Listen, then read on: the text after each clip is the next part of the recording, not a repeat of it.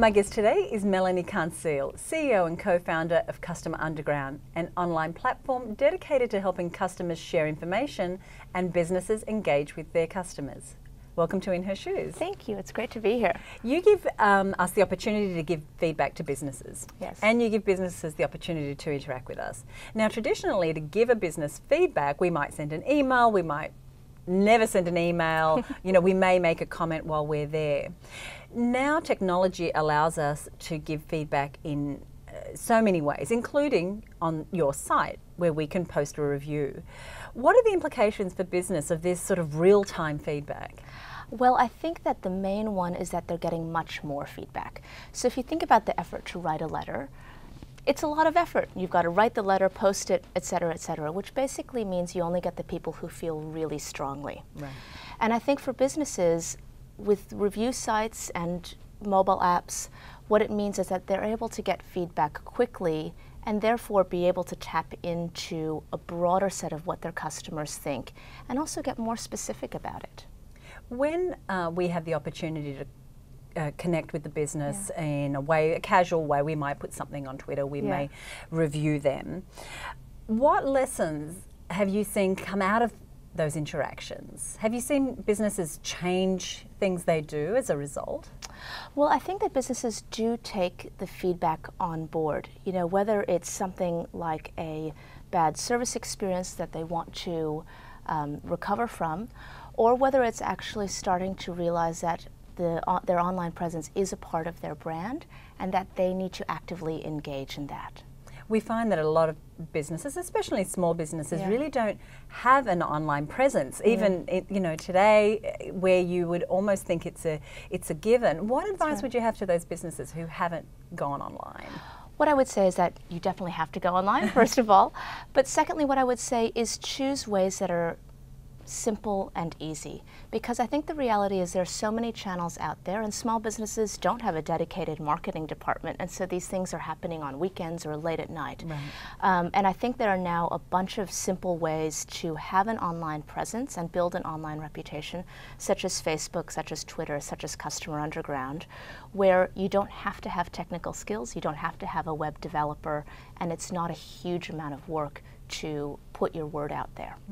Does the fact that we are giving businesses feedback about their menu or their service or their specials, is that going to give us a better experience as a customer in the long term? I hope so. You hope so? I mean, that's part of our mission, is to make the customer experience better. And I think it's twofold. One is that I hope that businesses take on board the feedback, and I think the best businesses do. I think most businesses really do want to make things better for their customers because they know that that's better for them business-wise. And I think the second thing is for customers to share information amongst each other so that they know which businesses are doing things right or will serve their needs. And I think that makes the service experience better because we're directing our business towards the places that really care. And there seems to be an unavoidable level of transparency.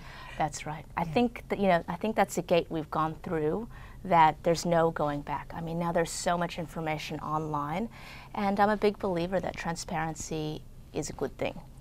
You're also a big believer in giving feedback and getting feedback, and I noticed that on Facebook you had put up 3 logos for a new project that you have, and you were asking people to comment. How have you integrated social media into getting feedback for your own business? For sure. Well, social media is essential, and particularly for a startup where, again, you don't have a big marketing budget. So you've got to, rely on things that are relatively low cost and that engage our customer base. And so we've used social media to communicate with our members, to build our membership, and to get feedback about where we're going. So for example, what you mentioned, we've got a new mobile app product called Boomvox, which we're just starting to launch. And so we're really asking our members to help us create that product. Tell us what they want in it, tell us how they want to use it, where they want to use it, and even engage in things like what the logo is. It's fun, and it brings them closer to you, doesn't it? That's right, that's right. And we really feel that Customer Underground is a community of customers, and we want our members to feel really engaged with us, as at the same time we want them to feel engaged with each other and feel like it is a community of sharing information. As the co-founder of a startup, how do you approach each day? What perhaps strategies or principles help you do what you do? Well, you know, it is a constant challenge. I think that, you know, if I think about probably the top few things, I think one is think big. So, you know, running a startup, starting a business, as I'm sure you know, you're constantly putting yourself out there. And I think you have to have the big vision and also the bravery to be constantly exposing yourself to new things and being told from time to time, no, that isn't right at all.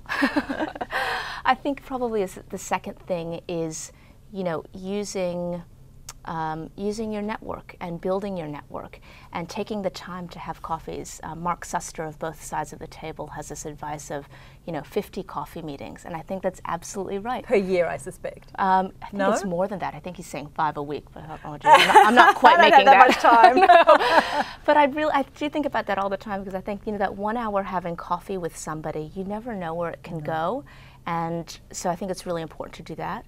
And I think the third thing is listening to my gut. You know, I think the times when we've made mistakes are often times where I felt something in my gut wasn't quite right, but I didn't listen to it, so I waited too long to act. And so I think that's something that I'm, you know, endeavoring to do more and more, is to really listen to my gut and to act on it sooner rather than later. Well, congratulations on what I think is a terrific business. Oh, thank you. And thank you for joining us. Thank you so much.